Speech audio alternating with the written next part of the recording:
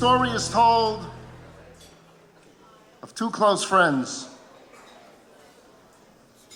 who, as the years progressed, decided they wanted to do something to make their marks, to leave lasting impressions of themselves in this world after they've moved to the next one. And so they each decided to do something significant to perpetuate their memories that way.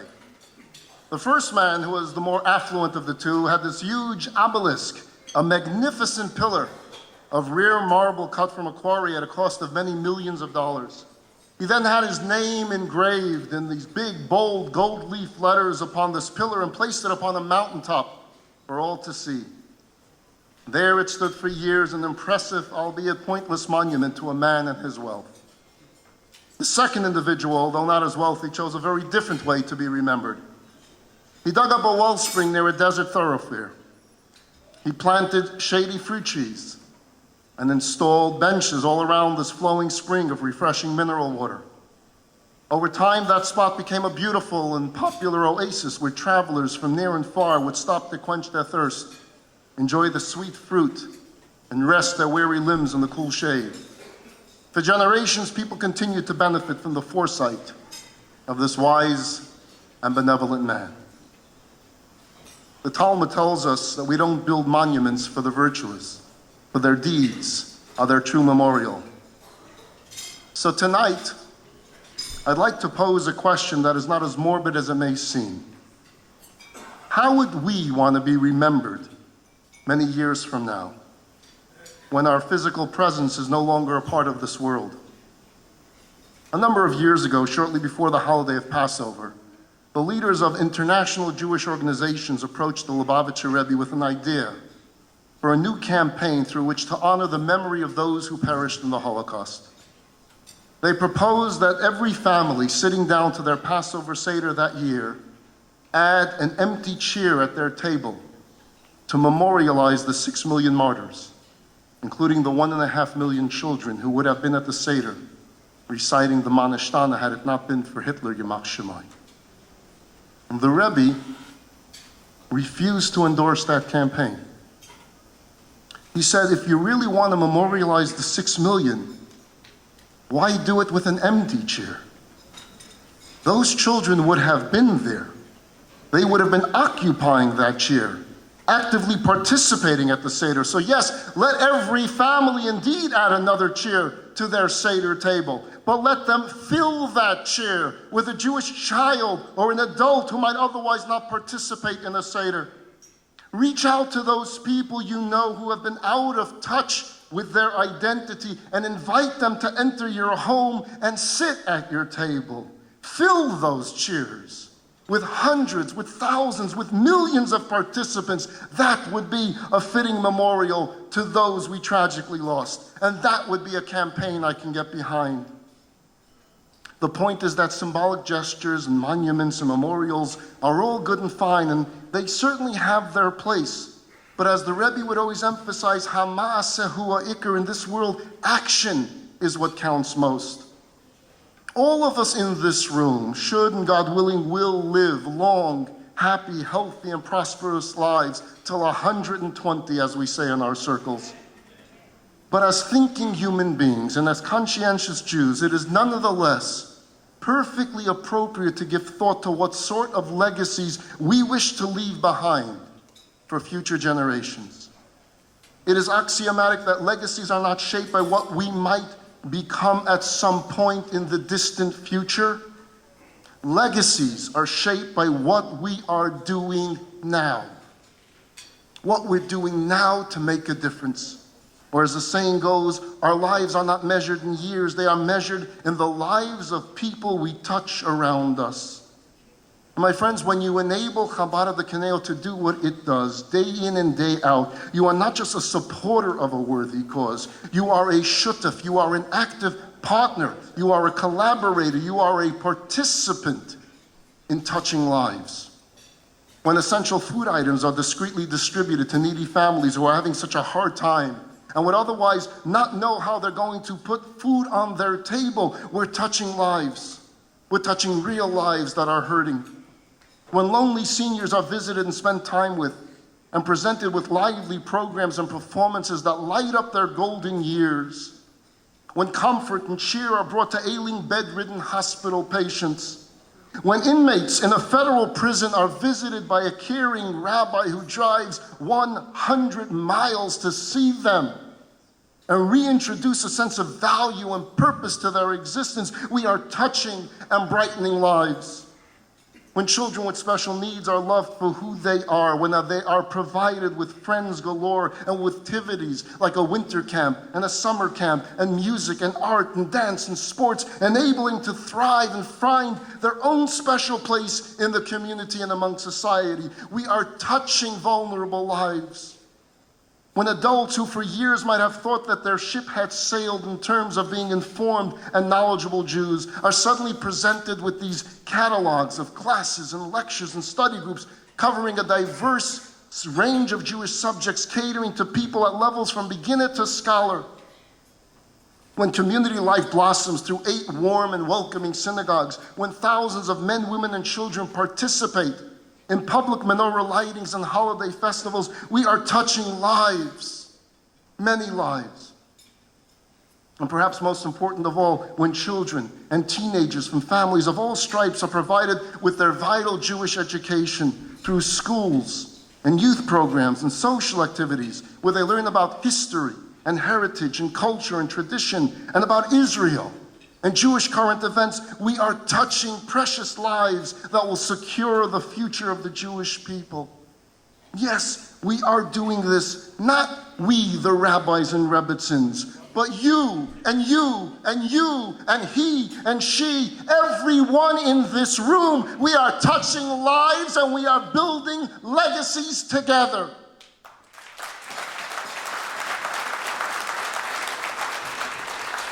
Years ago, a man by the name of Rabbi Leo Goldman was on a flight from Chicago to Detroit when he noticed one of his fellow passengers, an elderly Jew, having a bit of struggle with his carry-on bag. Naturally, the rabbi came over to help the man with the bag, and sure enough, they got into a conversation. And as it turned out, the man was on his way home after having attended a family wedding in Chicago. With all due respect, said the rabbi, I can see that it's not easy for you to travel. I'm sure that you could have conveyed your regrets to your relatives for not making it to the wedding. They would have understood.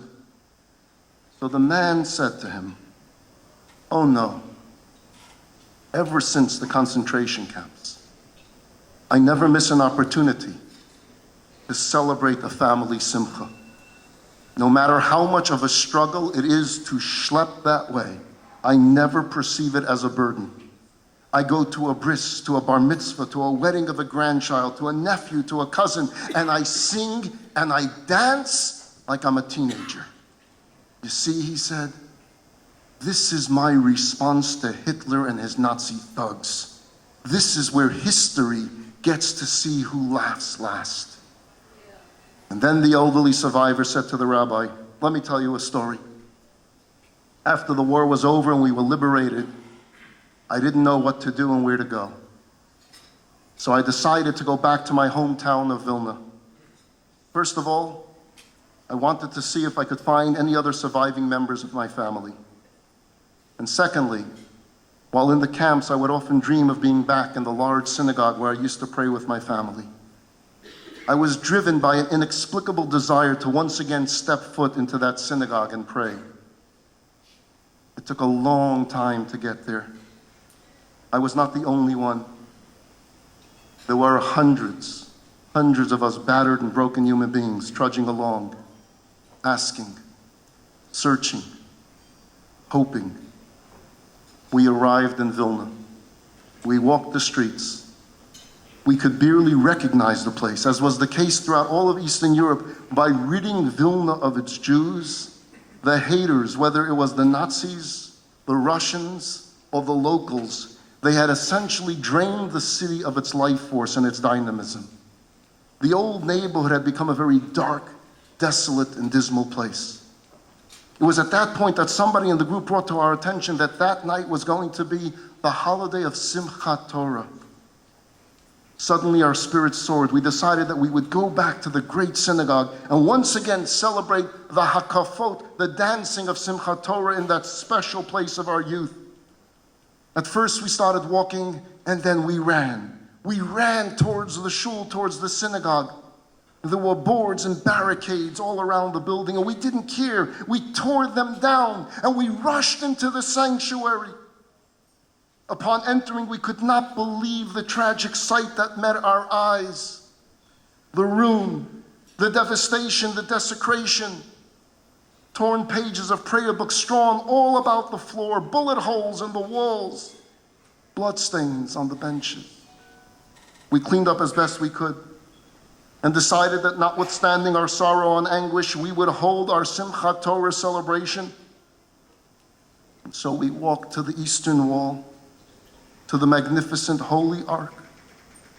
We opened the doors to the Ark. Empty. Empty. There were no Torahs to be found. We were beyond heartbroken. All of that enthusiasm just drained from our souls.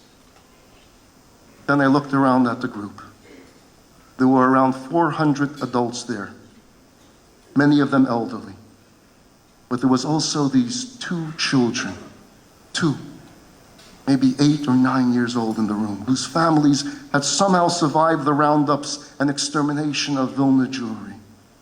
2 children out of 400 people. And at that moment, an idea came to mind. I started singing a song. We formed a circle. We began to dance. We had no Torah scrolls to carry in our arms, so do you know what we did? We took those 2 beautiful children and we lifted them on our shoulders. And with tears in our eyes, we cried out, Ribono Shel Olam, Master in heaven, we have no scrolls of ink and parchment, but these are our Torah scrolls. These are our living Torahs. We danced and we danced from evening until morning with those smiling children. And that great shul of Vilna was suddenly filled once again with sanctity and with song, with spirit and with joy. I cannot say that it was like the years before, but in many ways it was deeper, it was stronger, and it was brighter than anything we had ever experienced in our lives. Because in those moments of singing and dancing, of holding on to one another and looking at those children, we knew for a fact that in spite of all that we had been through, Am Yisrael Chai, the nation of Israel, would live on.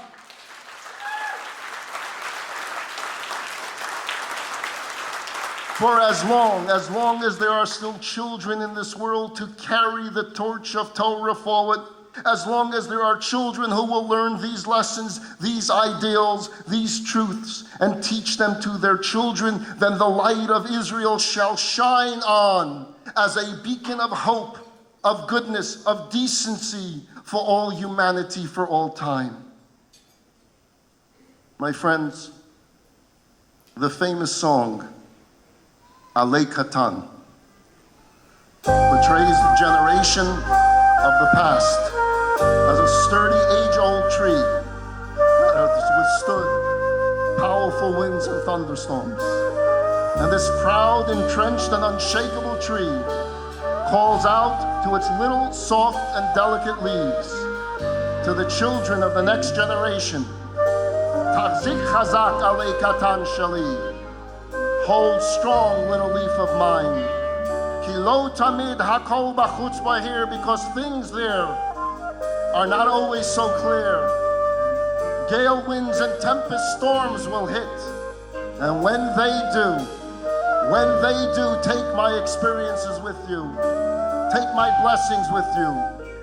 Remember and be strong, for I'm always with you. Tachzik chazak katan sheli.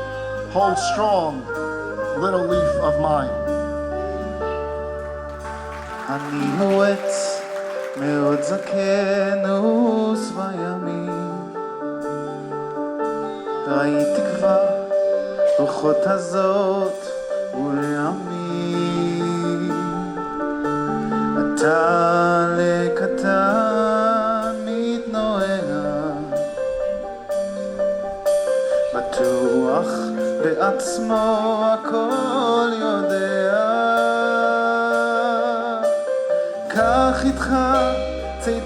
הדרך את ניסיוני. תזלזל, אולי זה כל מה שיש לי. יש ימים יפים, הכל פורח, אבל יש שעות קשות, הכל בורח. תחזיק חזק עלה קטן שלי, כי לא תמיד הכל בחוץ בהיר. והוא עשה וסופה קרה, תזכור ותתחזק, אני איתך. תחזיק חזק עלה קטן שלי, כי לא תמיד הכל בחוץ בהיר. אירוע שר וסופה קרה, תזכור ותתחזק, אני איתך. תחזיק חזק עלה קטן שלי.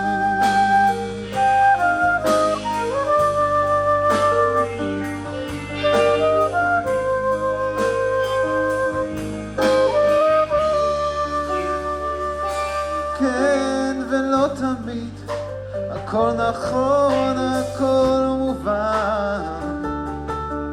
חיים זה לא שיעור חשבון, זה גם מבחן.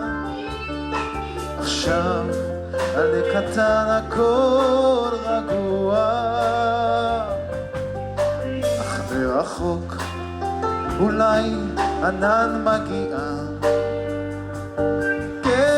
קח איתך צידה לדרך את ברכתי,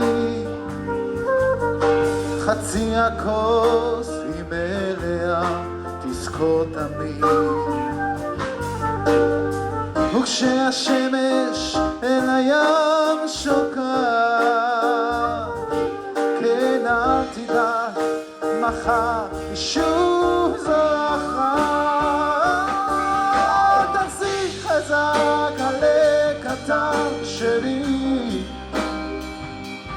כי לא תמיד הכל בחוץ בהיר. והוא עשה וסופה קרה, תזכור ותתחזק, אני איתך.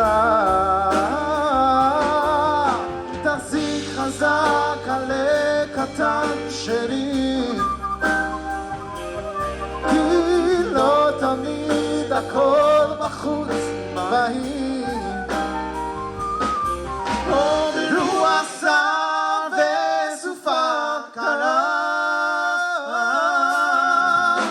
תזכור ותתחזק, אני איתך. תחזיק חזק עלה קטן שלי.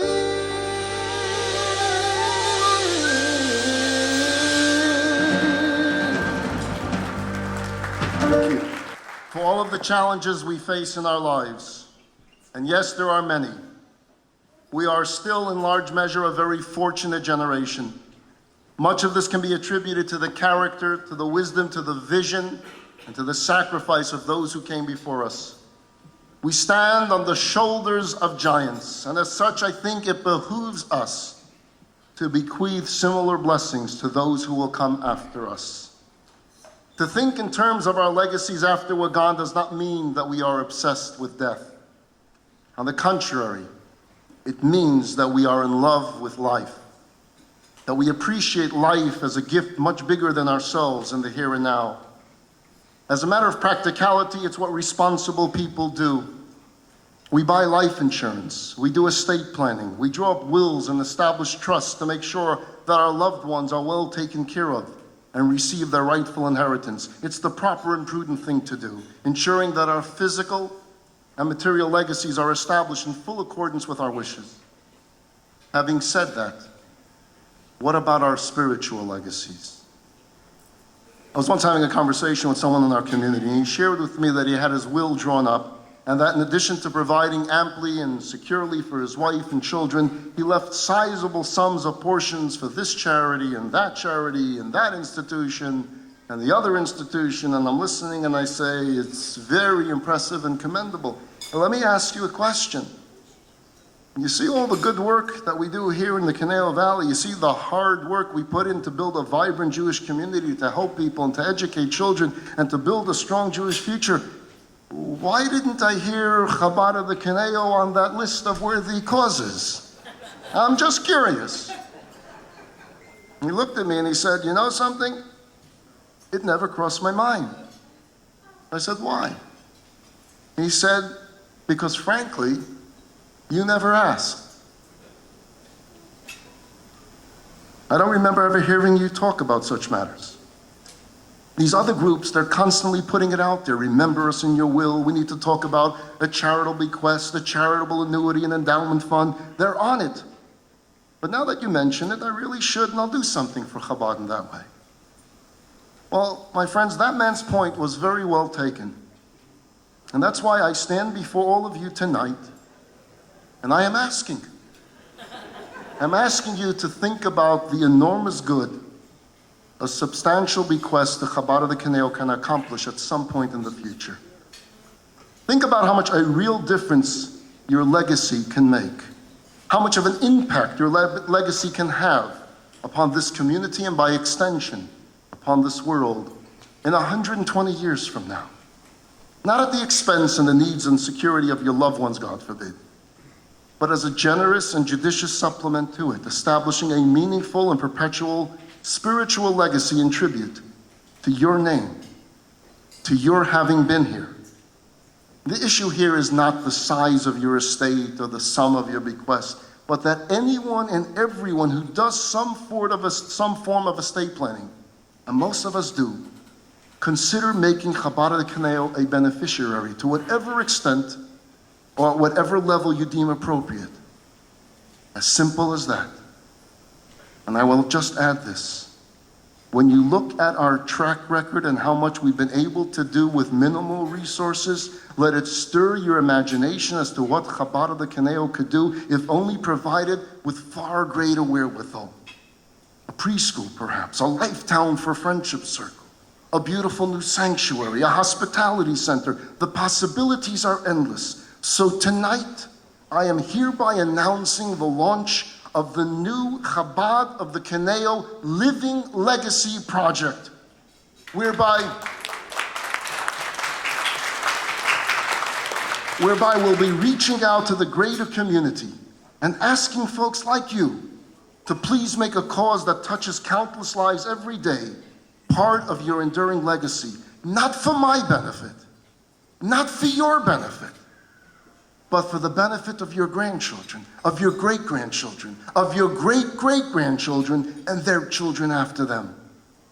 On that note, I'd like to invite you to join me for a short stroll down memory lane as we revisit how far we've come over the past 37 years. Let us boldly envision how far we can yet go in the decades to come. Thank you. Enjoy the film.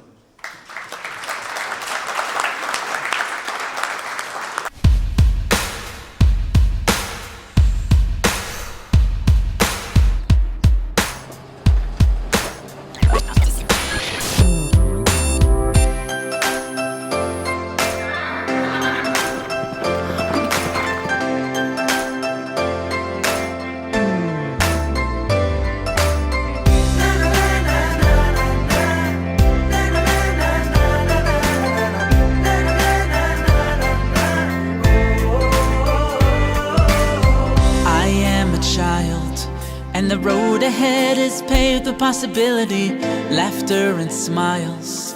When I'm with you, I'm soaring high and free. When you're in my world, I believe in me. I look into your eyes and see that I can be stronger, I can be braver, I can be anything I wanna be. Oh, anything I wanna be.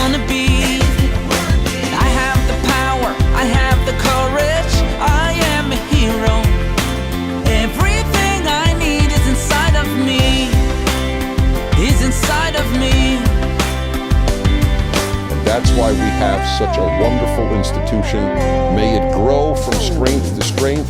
Life throws me fire, and fate will test me 10 million ways. Sometimes I'm tired. It's hard to see the light of better days. But then I dare to dream. I find the hope for more. I reach for all you gave and see that I can be stronger, I can be braver, I can be anything, anything I wanna be. Oh, anything I wanna be. I have the power, I have the courage, I am a hero. Everything I need is inside of me, is inside of me. Life is the people we love and what we give to one another. Loving is giving, giving is life. Life is the people we love and what we give to one another. Loving is giving, giving is life.